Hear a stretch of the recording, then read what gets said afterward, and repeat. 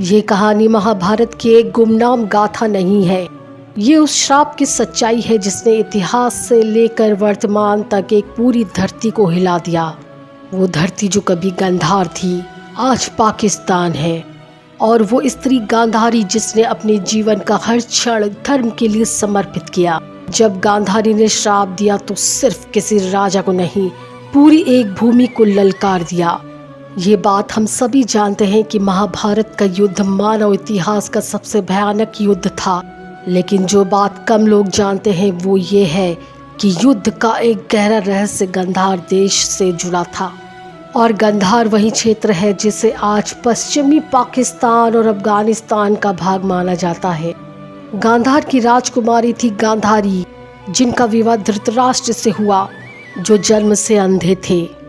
गांधारी ने भी आजीवन अपनी आंखों पर पट्टी बांध ली थी ताकि वो भी अपने पति की तरह जीवन जिए। ये सिर्फ त्याग नहीं था, ये उनकी शक्ति थी। गांधारी को 100 पुत्र हुए जिन्हें कौरव कहा गया। उनका सबसे बड़ा पुत्र दुर्योधन। गांधारी ने अपने पुत्रों में कोई भी भेद नहीं किया, लेकिन उनका हृदय हमेशा सत्य और धर्म के साथ रहा। जब दुर्योधन ने पांडवों को छल से जुए में हराया, जब द्रौपदी का चीरहरण हुआ, तब गांधारी ने बहुत कुछ सहा, पर कभी भी श्री कृष्ण के मार्ग को नहीं रोका। पर जब युद्ध हुआ और युद्ध में उनके सारे पुत्र मारे गए, तब उसके भीतर की माँ जागी और उस माँ ने वो श्राप दिया जो युगों युगों तक इतिहास को जलाता रहा। गांधारी ने श्री कृष्ण से कहा, हे कृष्ण, तू चाहता तो ये युद्ध टल सकता था, तू चाहता तो मेरे पुत्र बच सकते थे, पर तू मौन रहा। इसलिए सुन, जैसे मेरा वंश नष्ट हुआ है वैसे ही तेरा यदुवंश भी नष्ट होगा। और जहाँ से अधर्म की शुरुआत हुई, उस गांधार की धरती पर कभी शांति नहीं होगी। गांधारी का श्राप सिर्फ एक वाक्य नहीं था, वो एक त्रस्त माँ की चित्कार थी जिसने 100 बेटों की लाशें एक साथ देखी थी, जिन्हें वर्षों तक तपस्या से, शिव भक्ति से पाया था। जब श्री कृष्ण गांधारी से मिलने आए तो उन्होंने उन्हें देखा भी नहीं और कहा, हे वासुदेव, तुमने धर्म की रक्षा की, लेकिन मुझे माँ होने का दंड क्यों मिला? और फिर उन्होंने जोर से चिल्लाकर कहा, जहाँ से अधर्म ने जन्म लिया वहाँ कभी धर्म टिकेगा नहीं। वो भूमि में कभी शांति नहीं दिखेगी। वहाँ सदैव युद्ध, रक्तपात, धोखा और बर्बादी रहेगी। और वो भूमि मेरी जन्मभूमि है, गांधार। अब सोचिए, ये कोई मामूली बात नहीं थी।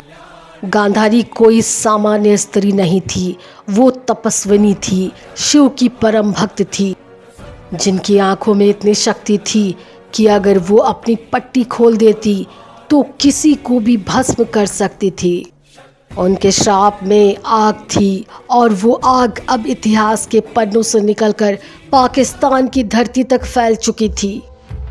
अब आइए इतिहास के नक्शे पर चलते हैं।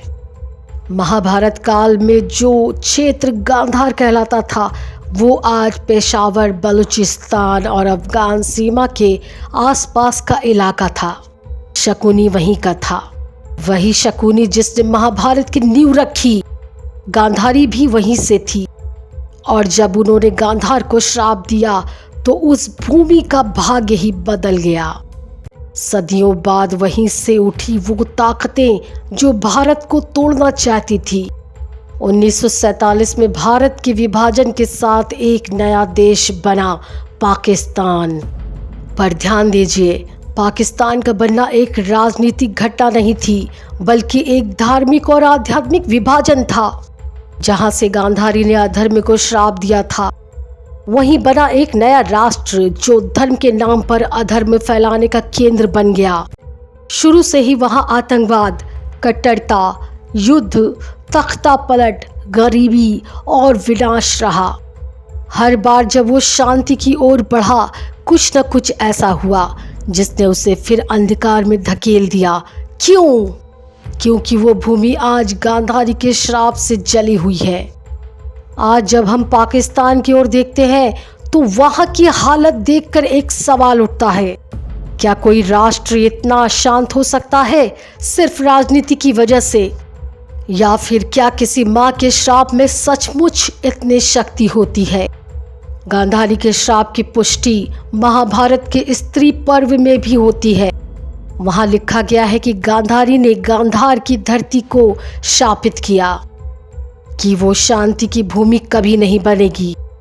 अब देखिए, पाकिस्तान में आए दिन बम धमाके, आतंकी घटनाएं, महिलाओं पर अत्याचार और धर्म के नाम पर युद्ध। क्या ये सब उस श्राप का परिणाम नहीं है? एक और बात सोचिए, हर बार जब पाकिस्तान ने भारत के खिलाफ कोई षड्यंत्र रचा, वो खुद ही किसी बर्बादी की चपेट में आ गया। 1971 में बांग्लादेश अलग हुआ। आंतरिक विद्रोह, आर्थिक बर्बादी, अंतर्राष्ट्रीय बदनामी, ये सब महाभारत के उस एक श्राप से ही जन्मा हुआ लगता है। गांधारी का श्राप सिर्फ पाकिस्तान के लिए नहीं था, वो हर उस भूमि के लिए था जहां अधर्म सिर उठाएगा। आज भारत को भी सावधान रहने की जरूरत है, क्योंकि अगर हम धर्म से भटकेंगे तो श्राप की अग्नि यहाँ भी फैल सकती है। गांधारी ने अपने जीवन में सब कुछ खोकर भी धर्म को अंतिम सांस तक थामा। उनका क्रोध धर्म के लिए था, उनका श्राप अधर्म के लिए था।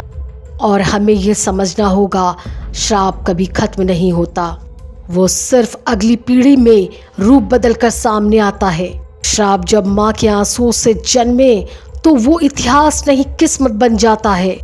गांधारी ने सिर्फ बेटा नहीं खोया था, उन्होंने एक राष्ट्र को दहन कर दिया था। आपका इसमें क्या विचार है, हमें कमेंट करके जरूर बताएं।